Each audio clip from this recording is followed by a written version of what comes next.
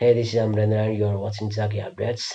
आज म यस भिडियो मार्फत तपाईँहरूलाई इन्टरमिटेन्ट फास्टिङ र फ्याट लसको बिचमा रहेको रिलेसनसिपको बारेमा केही चर्चा गर्न गइरहेको छु। हाम्रो साइन्सले के भन्छ भने as we age our metabolic rate डिक्लाइन्स।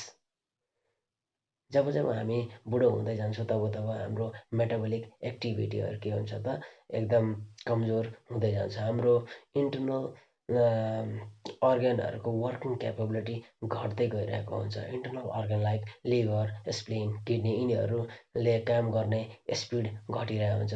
तर यदि हामी इन्टरमिटेन्ट फास्टिङ फलो गरिरहेछौँ भने यिनीहरूको वर्किङ क्यापेबिलिटीलाई मेन्टेन गर्ने काम भनेको इन्टरमिटेन्ट फास्टिङले गरिरहेको हुन्छ। त्यस्तै एउटा टर्म आउँछ न्युट्रिसन पार्टिसनिङ भन्ने।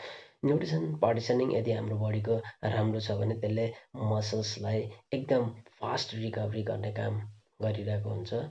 एज फर एक्जाम्पल हामी जिम जान्छौँ अनि जिममा वर्कआउट गर्दाखेरि हाम्रो मसल्स टियर अप भएर ड्यामेज भइरहेको हुन्छ र यदि हाम्रो बडीको न्युट्रिसन पार्टिसनिङ राम्रो छ भने त्यो मसल्स रिकभर गर्न धेरै टाइम लाग्दैन। हामी खाना खान्छौँ, यदि हाम्रो बडीको न्युट्रिसन पार्टिसनिङ राम्रो छ भने त्यो खाना डाइरेक्ट केमा कन्भर्ट हुन्छ त मसल्समा कन्भर्ट हुन्छ। इन्टरमिटेन्ट फास्टिङको कुरा आउँदा वाट इज इन्टरमिटेन्ट फास्टिङ, कति घन्टा फास्टिङ गर्नुपर्ने हुन्छ, यसले गर्दा के फाइदा भइरहेको हुन्छ हाम्रो बडीलाई भन्ने कुरोको डिस्कस गर्नुपर्दाखेरि इन्टरमिटेन्ट फास्टिङलाई अर्को टर्ममा बुझ्नु पऱ्यो भने it is a healing mechanism.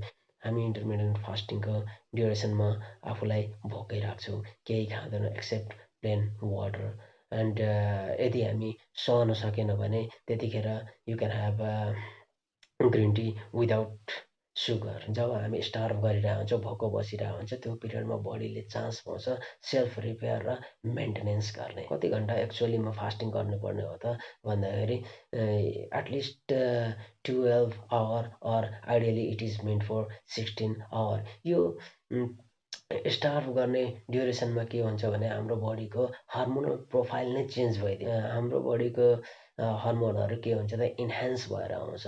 हाम्रो बडीमा दुई टाइपको हर्मोन इन्हान्स भएर आउँछ। त्यो एउटा एचजिएच ह्युमन ग्रोथ हर्मोन र अर्को इन्सुलिन। यदि हाम्रो बडीमा ह्युमन ग्रोथ हर्मोन एकदम राम्रो मात्रामा छ भने यसले हाम्रो मसल्स रिकभरीमा हेल्प पुर्याउँछ। त्यस्तै इन्सुलिनको कुरो गर्नुपर्दाखेरि हामी कुरो गर्छौँ इन्सुलिन सेन्सिटिभिटीको। यदि इन्सुलिन सेन्सिटिभिटी हाम्रो बडीमा हाई छ भने फ्याट बर्निङ क्यापेबिलिटी हाम्रो बडीको एकदम हाई हुन्छ। फ्याट डिपोजिसन हाम्रो बडीमा अलिकति पनि भइरहेको हुँदैन र वेट लस एकदम ऱ्यापिड वेमा भइरहेको हुन्छ त्यतिखेर। त्यस्तै यदि हाम्रो बडीमा इन्सुलिन सेन्सिटिभिटी एकदम लो छ भने त्यतिखेर धेरै इन्सुलिनले पनि थोरै काम गरिरहेको हुन्छ। फ्याट डिपोजिसन एकदम धेरै भइरहेको हुन्छ हाम्रो बडीमा र that will lead to the weight gain. यदि हाम्रो गोल फ्याट लस वा वेट लस हो भने we should opt to choose intermittent fasting in our day to day life. त्यस्तै इन्टरमिटेन्ट फास्टिङ कसरी हाम्रो डे टु डे लाइफमा अप्ट गर्नुपर्ने हो यसको प्लान्स प्रोसिडियरहरू अर्को भिडियोमा म लिएर आउनेछु।